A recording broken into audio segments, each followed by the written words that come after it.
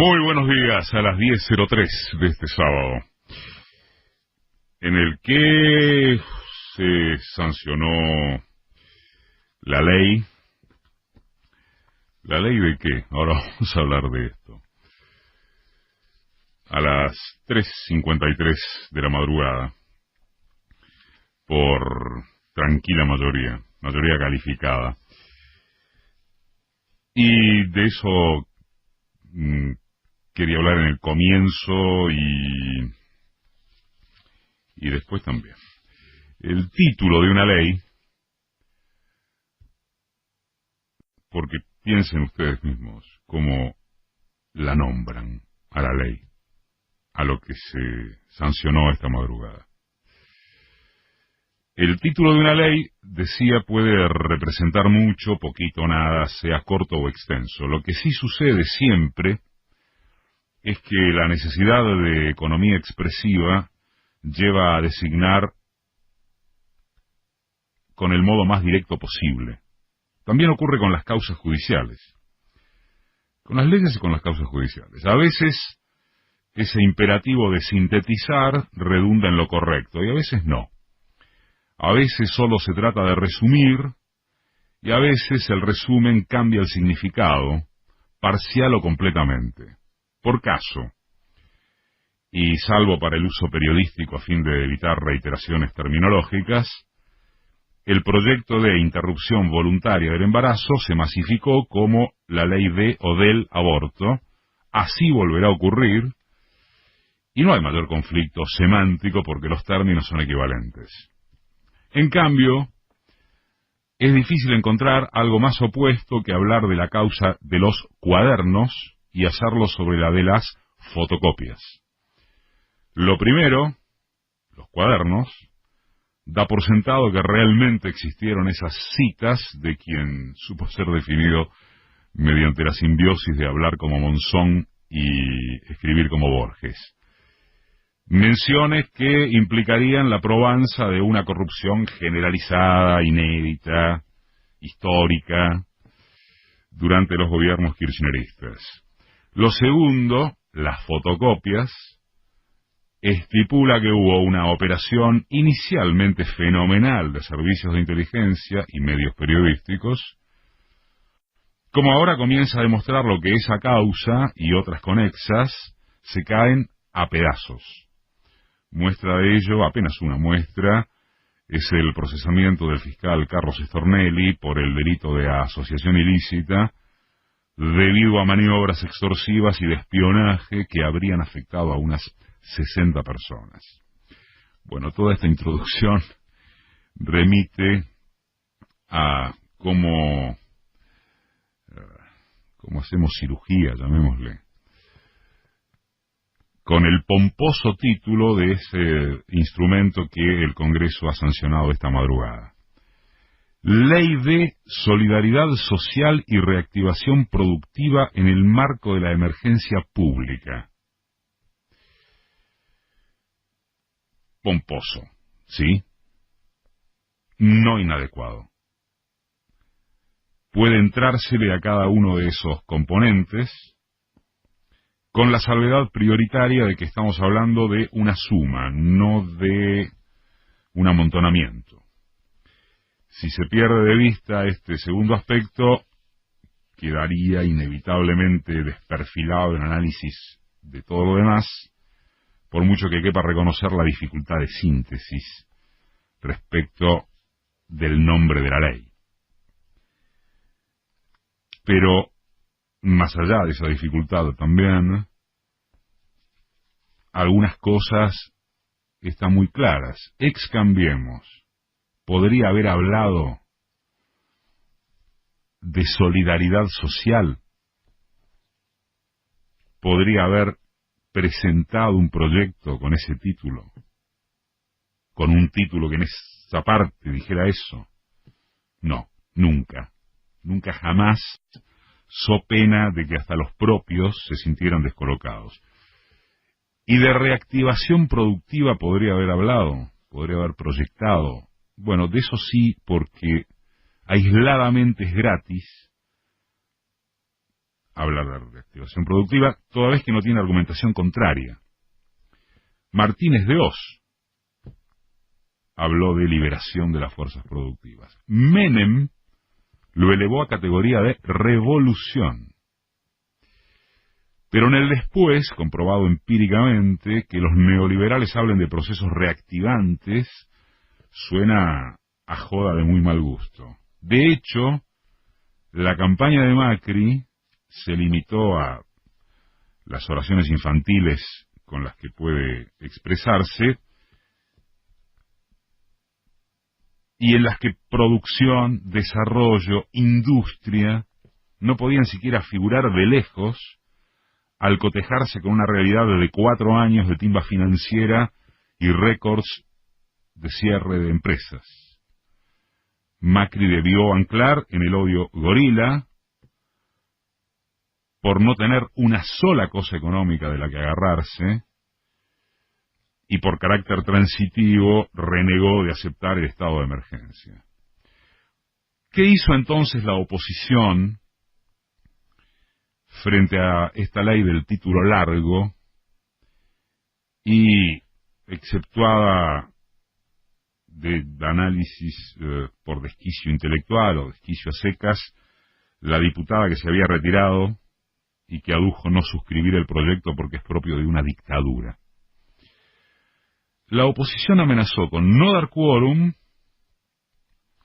que es un instrumento legítimo, no dar quórum ni para el tratamiento en recinto del proyecto, ni de ser imperioso para la jura de los nuevos diputados. Mentó a la ley como de superpoderes presidenciales.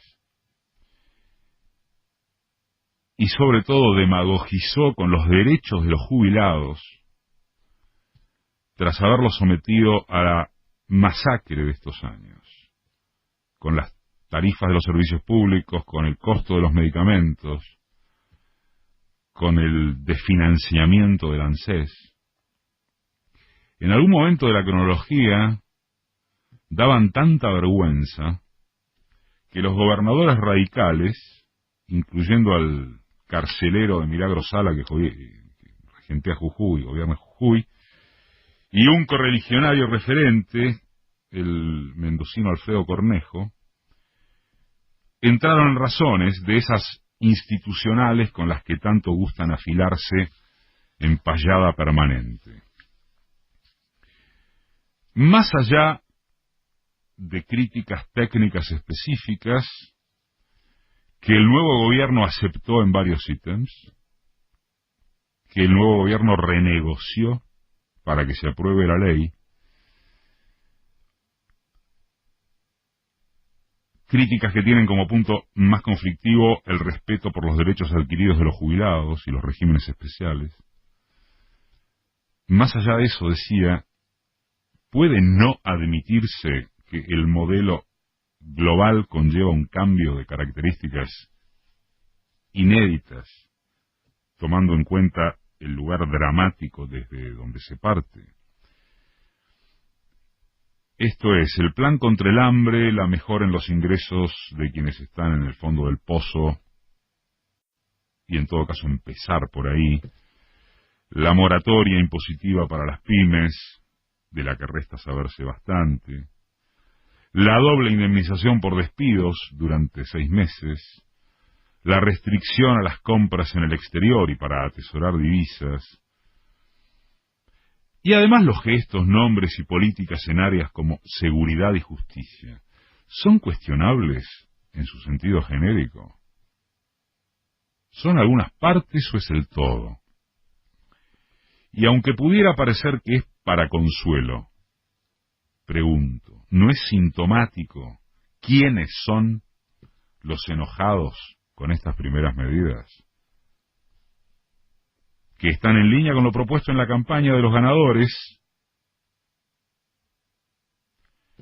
mientras se busca algún acuerdo con los acreedores de la tragedia dejada por el macrismo. Se pueden descubrir signos de improvisación en algunas carteras. Hay dificultades para terminar de conformar las estructuras. Lo comunicacional falló en justamente haber sido prolijos, precisos en el detalle de cómo se procederá con los ingresos jubilatorios. No se puede fallar en la comunicación. No se puede fallar. Es la pata clave de la batalla cultural, que no se va, al contrario, porque se fue Macri. No se puede fallar en la comunicación. Hay nuevos funcionarios, la gran mayoría en rigor, reticentes todavía a las declaraciones públicas bajo el argumento de que tienen que terminar de acomodarse, lo cual también es lógico, aunque revela que operativamente hay cuestiones que no están claras. No cuestiones principales, pero hay cuestiones que no están claras. Ahora bien, hay una enorme distancia entre estos señalamientos y deducir que el rumbo general de lo enunciado y dispuesto y a disponer supone riesgos de quiebre en la alianza vencedora o que el rumbo principal está equivocado.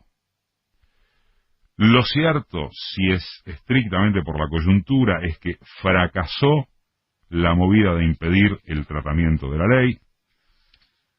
Los cambiemitas quedaron reducidos a su interna y Macri se fue a la península arábiga para ver la final entre Liverpool y Flamengo. Ya fuera de la inmediatez, lo que ha sancionado el Congreso hace muy pocas horas, lo que ha terminado de sancionar, es una herramienta que, sin que nadie con honestidad de pensamiento político pueda ponerlo en duda, aplica a otro modelo de país dentro de los marcos que permite un capitalismo hegemónico con guerras, si se quiere, antes comerciales que ideológicas. Lo restante es mero testimonialismo infantil, habilitador de que alguna gente militante del purismo de izquierda se parezca tanto al funcionalismo de la derecha. ¿Cuál derecha? Bueno, esa que con la comandante Pato al frente llamó a resistir con 14 toneladas de piedras para triplicar grados de violencia sin que haya habido nadie, absolutamente nadie del palo que gobernó desde 2015 dispuesto a repudiar semejantes dichos. Si no se entiende que esos son los republicanistas indignados frente a las hordas del populismo, tampoco se entenderá de qué viene y a dónde van los cruzados democráticos de la prensa libre, de la salud de las instituciones y de la patria del campo.